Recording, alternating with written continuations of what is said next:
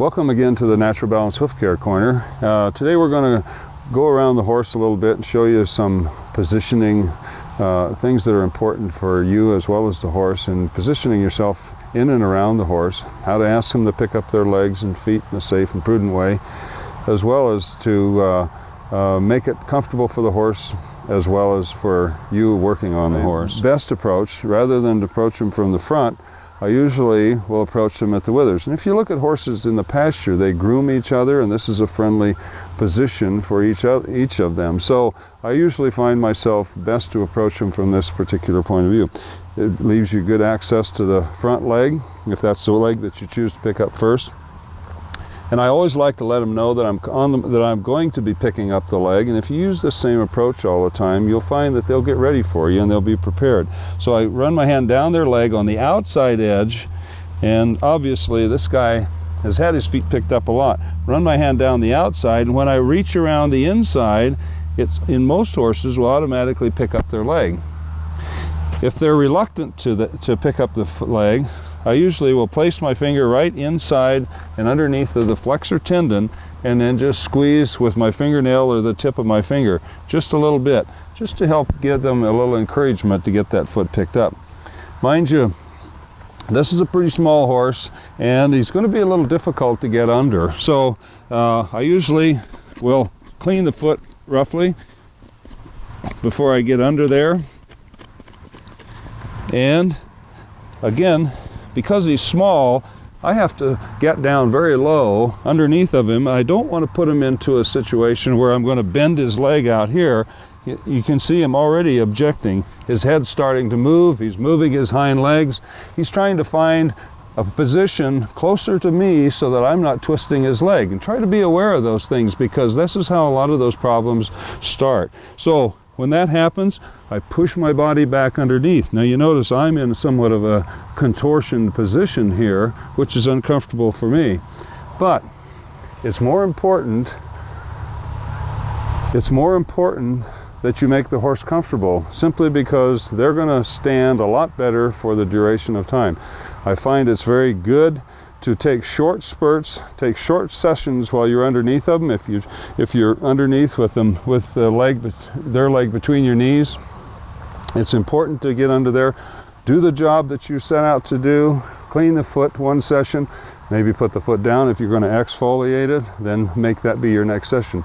If you've done a lot of this kind of work, those things are going to come quite quickly and you're not going to spend a lot of time there.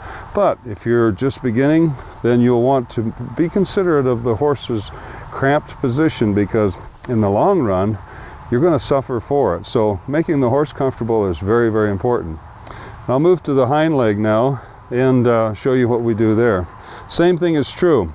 My preference is not to stand this distance away. I know a lot of people do that, and there's certainly nothing wrong with that.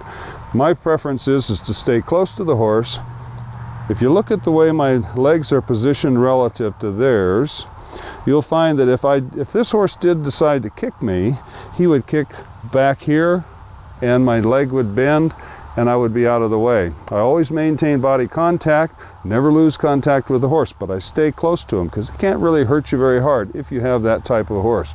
Mind you, there aren't many of them that do that, but nevertheless, the same approach. I run my hand down the outside of the leg and then roll it around, ask the horse, and I try to hold that leg in this position just as he's picked it up.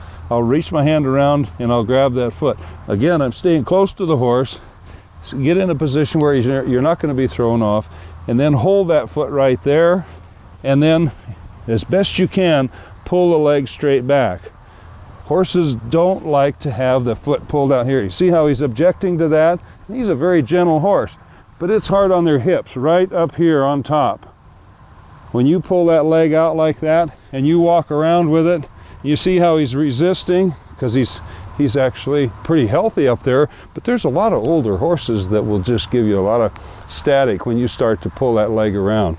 So be very conscious of this. This is very important for young horses, old horses, and especially babies the first few times. Run your hand down the foot. Now mind you, he's very comfortable, but to where he picks that foot up, that's where you want to hold it.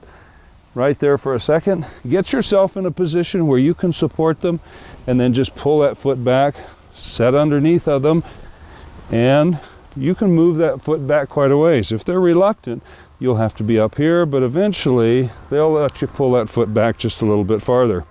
Get you in this cleaning position. Again, keep your toes pointed inward, and let your knees come together,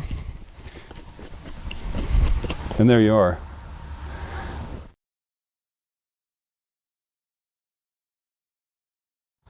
I'm going to show you an alternative to getting underneath of a horse, particularly small ones like this, and or older horses that have stiff joints and they're just basically uncomfortable all over. There's this stand right here has become very, very helpful to me, especially. And I used to get in and around a lot of horses, but as I get a little older and don't move quite as freely, I can't get under these guys quite as well. Certainly don't want to jeopardize their comfort and get into a storm with them, because that's how a lot of these bad shoeing problems get started, is just not recognizing when these guys need to have some relief. So a stand like this, particularly this one, I really like because it's got a flat base right here. A lot of the stands, like this one right here, which has been a pretty good tool for a lot of people over the years, you see how it's got a crown to it. But when you put your foot up on that, it kind of throws your knee out a little bit. This one, on the other hand, is perfectly flat. It's like standing on a floor, which is what I really like. And I can get both feet on this quite nicely and not have my knees being bent out, which is very nice. And as far as working on the front foot, you can put that stand right there, and you can put your knee right up against it like that, and it's comfortable, it's cushy right there, and you can do most of your work. Brace yourself out here if you like, and do most of the work in a position that's more comfortable for you, and certainly a lot more comfortable for the horse. This is used exactly the same way on the hind foot. You may want to adjust it just a little bit differently for each and every horse. Again, let him pick his foot up, let him come back, and you'll be amazed at how they'll do this very comfortably and nicely on their own. Put your knee in behind here, like so, and it holds the foot quite nicely. You can put a little pressure here. This is a very small foot.